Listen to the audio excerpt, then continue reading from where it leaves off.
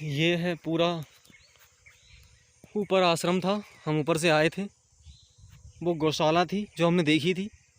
और इस प्रकार से ये पूरा अभी भी मैं यहाँ से आया हूँ। और एक यहाँ से भी रास्ता है आने का, और एक ये यहाँ से मैं वहाँ उतरा था और वहाँ से मैं ऐसे होते हुए आया हूँ।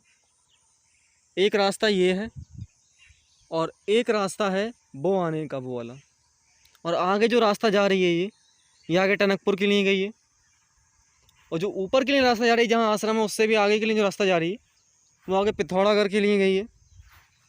तो इस प्रकार से ये देखिए मोटर बोट है काफ़ी पुरानी। आप सोच सकते हैं कि यहाँ पर अच्छा खासा पानी रहा होगा,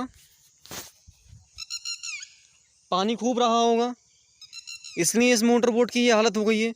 और यहाँ देखिए कितना अधिक कचरा पड़ा हुआ है। ये हमारे यहाँ पर एक बहुत अजीब घटनाएं होती हैं।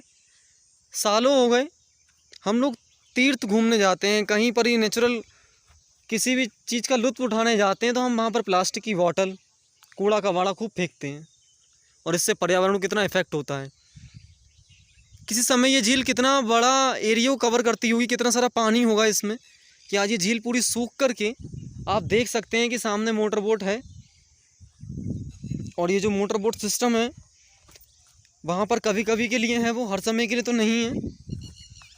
कितना पानी रहा होगा कि आराम से पूरे एरिया में मोटर बोट चलती होगी ये, पूरे एरिया में आराम से।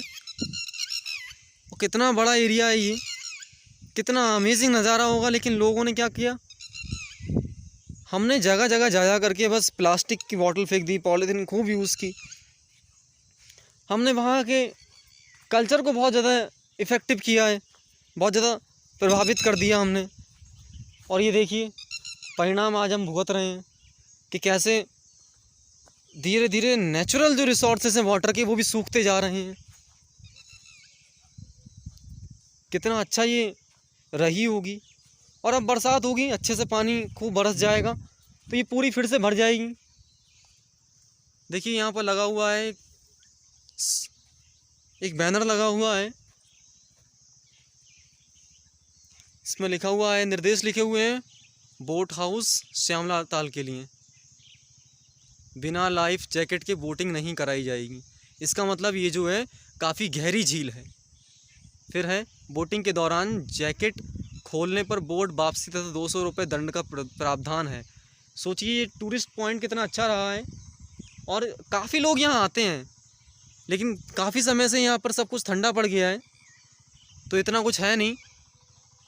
फिर अगले में नशे की स्थिति में बोटिंग नहीं कराई जाएगी तथा आपके द्वारा किए गए किसी भी दुर्व्यवहार की स्थिति में आप ऊपर होने वाली अग्रिम कार्रवाई के आप स्वयं जिम्मेदार होंगे। झील के आसपास साफ सफाई का विशेष ध्यान एवं मदिरापान सेवन ना करें।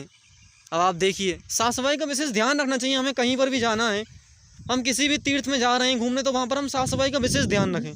जो कचरा है, जो कूड़ा करकट है, वो हम डस्टबिन में ही डालें।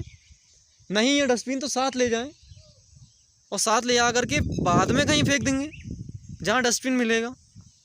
इस प्रकार से देखिए कितना कूड़ा कबाड़ा हम लोग करते रहते हैं भारत में। हमारे यहाँ यही इसीलिए प्रॉब्लम है।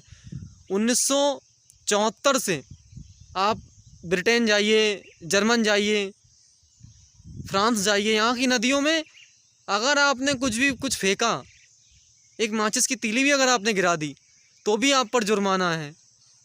उस समय से वहाँ पर इतने सख्त कानून हैं। और हमारे यहाँ देखिए इतनी पवित्र नदियाँ हैं, गंगा नदी हैं और नदियाँ कैसे प्रदूषित हो गई हैं।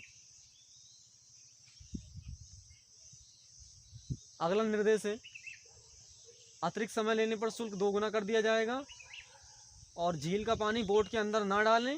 बोट कर्मचारी के बुलाने पर बोट वापस किनारे पर ले आएं। इस प्रकार से इसके निर्देश थे और अब हम बोटिंग की ओर जा रहे हैं। ये इस समय झील का जो इस समय लेवल है, ये ठीक वैसे ही ऐसे हमारे शहरों में आमतौर पर मैदानी इलाकों में ताल तलैये होते हैं, छोटे मोटे तालाब होते हैं, तो वैसी ही हालत है। लेकिन एक टाइम रहा होगा, अभी ज़्यादा समय नहीं, अभी कम से कम 3-4 महीने पहले काफ़ी पानी था इसमें, लेकिन धीरे धीरे पानी सूखने लगा है सब। देखिए हम चढ़ गए इस पर और अब हम अंदर आ गए हैं, ऊपर आ गए हैं और इसका लुत्फ़ लेने के लिए हालांकि पैडल वाली हैं सब। यहाँ पर कोई है नहीं जिनसे मैं पूछ करके इसकी सवारी कर सकूं, नहीं तो मैं घूमता ये पूरा। पता करता हूँ यहाँ पर कोई हो। सामने काफ़ी भीड़ है, उधर हो सकता है वहाँ पर कुछ हो रहा हो।